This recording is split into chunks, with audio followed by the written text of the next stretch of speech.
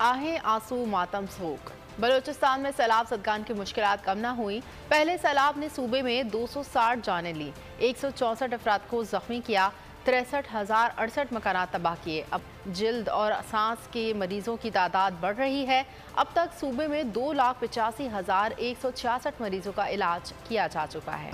कि पाकिस्तान की strategic location, Pakistan को जो अल्लाह ताला ने वसाइल दिए हैं इंसानी और मादी और फिर जौहरी कुव्वत, ये चंद इस्लामी मुल्कों के साथ मिलकर एक ऐसी कुव्वत बन सकता है। चुनाचे उन्होंने एक हिकमत अमली पे काम किया कि इसकी मईशत को कमजोर किया जाए। लेकिन मैं अगर बहुत पीछे नहीं जाऊं, लोगों को हैरानगी होगी कि जिस वक्त 9/11 हुआ, हमारी फीकस आमदनी भारत से ज्यादा थी।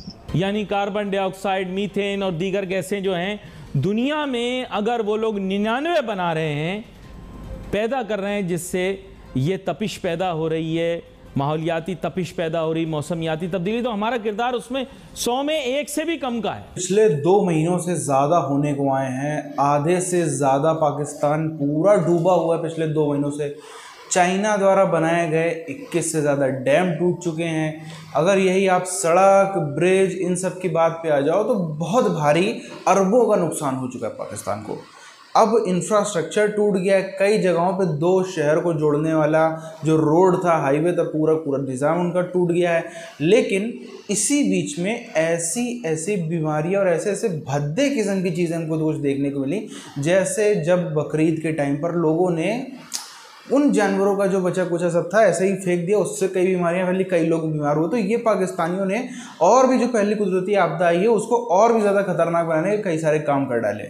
सबसे पहली चीज़ तो ये है कि सैलाब के मुतल्लिक, और पाकिस्तान में बिलखुसूस जो सैलाब आया है उसके मुतल्लिक अब दुनिया अपनी आरा बना रही है। साइंसी तहकीक की बुनियाद पर गुफ्तगू शुरू हो गई है। मौसमियाती तब्दीली को इसकी बुनियादी वजह बताया जा रहा है जो पाकिस्तान में सैलाब आए हैं, और जो मौसमियाती तब्दीली की वजह से 2 अहम चीज़ें हुई। सबसे पहली चीज़ जो ये है वो है पाकिस्तान के, आप पता होगा, नॉर्थ में पहाड़ी सिलसिले हैं। अब इससे बहुत सारे पेचीदा मामलात पैदा हो जाते हैं। पानी अगर एक जगह खड़ा हो जाए तो वहाँ पर मौजूद फसलें जो हैं, ज़्यादातर फसलें वो तबाह हो जाती हैं। तबाह हो जाने की वजह से पाकिस्तान की ज़रई पैदावार के ऊपर असर आएगा। ज़रई पैदावार पर असर आएगा तो पाकिस्तान की जीडीपी के अंदर सबसे बड़ा हिस्सा तो ज़राअत का नहीं है, लेकिन एक पीस ऑफ द केक ज़राअत का ज़रूर है, वो मुतासिर होगा। पाकिस्तान की ओवरऑल जीडीपी मुतासिर होनी चाहिए। लेकिन माजी में हमने देखा है कि हमने इस तरह की बातें की हैं कि 1/3 पाकिस्तान डूब गया, आधा पाकिस्तान तक डूब गया, इस तरह की बातें तक की गई हैं। वहाँ पर बर्फ़ जम जाती है और बर्फ़ जमने के बाद ग्लेशियर फॉर्म हो जाते हैं, और जब मौसम तब्दील होता है, गर्मी आती है, तो तपिश की वजह से फिर वो ग्लेशियर पिघलते हैं। अगर गर्मी का जो आप कहें कि जो सख्ती है गर्मी की वो ज़्यादा हो, तपिश ज़्यादा हो, तो पिघाल ज़्यादा आता है, जिसकी वजह से ग्लेशियर जब पिघलता है तो पानी का बहाव बढ़ जाता है दरियाओं में। माजी में बयानात निकाले जा सकते हैं, ये कितना रकबा पाकिस्तान का पानी में डूब गया। शाह महमूद कुरैशी साहब जब वज़ीर ख़ारजा होते थे, उनकी तकरीर निकाली जा सकती है इस सिलसिले में, तो उसका मतन आपको ये बता देगा कितना पाकिस्तान डूब गया। तो ये रीरन है उसी चीज़ का जो पहले हो चुका है। ये क्या मैन मेड डिज़ास्टर है? क्या पाकिस्तान इसके लिए ज़िम्मेदार है? तो मैं आपको वाज़ेह कर दूं कि पूरा पाकिस्तान मिलकर भी मौसमियाती तब्दीली, ग्लोबल वार्मिंग यानी आलमगीरी गरमाइश के बढ़ जाने के लिए ज़्यादा ज़िम्मेदार नहीं, क्योंकि हम सिर्फ 1% कंट्रीब्यूट करते हैं ग्रीन हाउस गैसेस की तरफ या ग्लोबल वार्मिंग की तरफ। 1% नुकसानात हुए थे, और उसके बाद ये कहा गया था कि ये लोग ज़्यादा बेहतर ज़िंदगी गुजारेंगे। उस वक्त दुनिया ने भी मदद की, कौम ने भी मदद की, उसका एतराफ़ हमें कर लेना चाहिए। जी बिल्कुल। 2010 में फिर सैलाब आया, तूफ़ान आया, लोगों के असासे तबाह हो गए। दुनिया ने मदद की, कौम ने मदद की, इदारों ने मदद की, अफवाज पाकिस्तान ने मदद की, हुकूमत ने मदद की, लेकिन वो रेस्क्यू और रिलीफ तक रहा। यानी लोगों की जानें बचा ली, उनको थोड़ा रिलीफ प्रोवाइड कर दिया गया, लेकिन बस जो मरहला बाद में रिहेबिलिटेशन या बहाली का था वो बाद में फिर सियासत की नज़र हो गया, वो भूल गए कि पाकिस्तान की स्ट्रेटेजिक लोकेशन, पाकिस्तान को जो अल्लाह ताला ने वसाइल दिए हैं इंसानी और मादी और फिर जौहरी कुव्वत, ये चंद इस्लामी मुल्कों के साथ मिलकर एक ऐसी कुव्वत बन सकता है। चुनाचे उन्होंने एक हिकमत अमली पे काम किया कि इसकी मईशत को कमज़ोर किया जाए, तबाह किया जाए, और हमारे हुक्मरानों ने अपने सियासी मफादात के लिए शऊरी या गैर शऊरी तौर पर उनके साथ ताउन किया। लेकिन मैं अगर बहुत पीछे नहीं जाऊं, लोगों को हैरानगी होगी कि जिस वक्त 9/11 हुआ, हमारी फीकस आमदनी भारत से ज्यादा थी। एक वजह तो वो बताई जा रही है, यानी ग्लेशियर का पिघलना, और एक वजह जो है वो सुपर मानसून का आना या मॉन्स्टर मानसून, यानी जो बारिशों का एक मौसम लगता है, इसकी जो सख्ती है, इसका जो दौरानिया है, उसका बढ़ जाना और बारिशों की शिद्दत में भी इजाफा हो जाना, जिसकी वजह से पानी का बहाव बढ़ जाता है। सैटेलाइट से ली गई तस्वीर से ये जाहिर हो रहा है कि पाकिस्तान के अंदर पानी बड़ी तेज़ी से बहाव की वजह से इर्द गिर्द, दरियाओं के इर्द गिर्द, नहरों के इर्द गिर्द जो ज़मीनें हैं वहाँ पर फैल कर आ गया है। मैं किसी के खिलाफ नहीं हूँ, मैं एक जुमला आपको बताना चाहता हूँ। वज़ीर आज़म की हैसियत से इमरान खान साहब ने यह कहा था कि जो लोग कौमी दौलत लूट के बाहर भेजते हैं वो मुल्क के दुश्मन हैं, मुल्क के गद्दार हैं। क्या इससे ज़्यादा कोई सही बात हो सकती है?